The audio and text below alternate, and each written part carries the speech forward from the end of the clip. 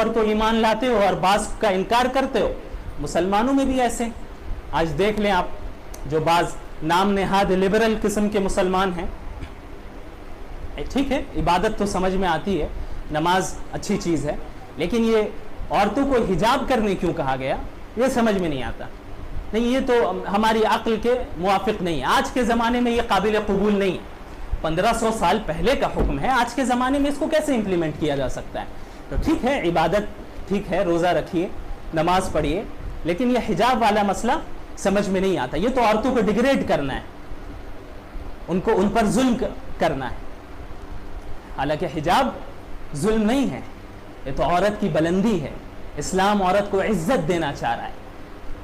جو نام نہاد لبرل قسم کے لوگ ہیں, مسلمانوں میں ہو غیروں میں ہو, یہ وہ عورتوں کو جو دکھانا چاہتے ہیں, ان کے ذہن میں یہ بات ڈالنا چاہتے ہیں کہ آپ حجاب کے بغیر جب بازار میں آئیں گی تب یہ آپ کی حریت کی دلیل ہے, آپ کی آزادی کی دلیل ہے. آپ جتنا شارٹ پہنیں گی کپڑا آپ اتنی زیادہ آزاد ہیں.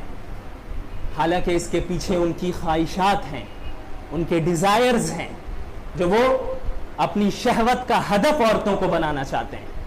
لیکن انہوں نے یہ حیلہ اختیار کیا ہے کہ عورتوں کو یہ بتایا جائے کہ آپ حجاب کے بغیر جب بازار میں آئیں گی تبھی آپ کی عزت ہے, ورنہ یہ اسلام تو آپ کو ڈیگریڈ کر رہا ہے. تو آپ کو کیا لگتا ہے کہ بغیر حجاب کے جب آپ بازار میں جائیں گی تو یہ لوگ آپ کو عزت دیں گے؟ سینکڑوں درندوں کی نظر آپ پر پڑے گی, اور اسلام کی نظر میں آپ اتنی بلند ہیں, آپ کا مرتبہ اتنا اونچا ہے کہ اسلام یہ نہیں چاہتا کہ ان درندوں کی گندی نظر آپ پر پڑے. تو یہ تو موڈیسٹی کی بات ہے, یہ کوئی ڈیگریڈ کرنا نہیں ہے. تو بعض کتاب پر ایمان لانا بعض پر نہیں لانا, یہ ایسا اسلام اللہ کو قبول نہیں ہے. ایسے اسلام کا یا ایسے دین کا کیا نتیجہ ہے؟ افتؤمنون ببعض الكتاب وتكفرون ببعض فما جزاء من يفعل ذلك منكم الا خزي في الحياة الدنيا ويوم القيامة يردون الى اشد العذاب وما الله بغافل عما تعملون. کہ کتاب کے آدھے حصے پر ایمان لاتے ہو اور بعض حصوں پر ایمان نہیں لاتے, تو تم میں سے جو بھی ایسا کرے گا اس کی سزا صرف یہی ہے کہ اس دنیا میں بھی ذلیل و رسوا ہوگا اور قیامت کے دن سخت ترین عذاب میں مبتلا کیا جائے گا.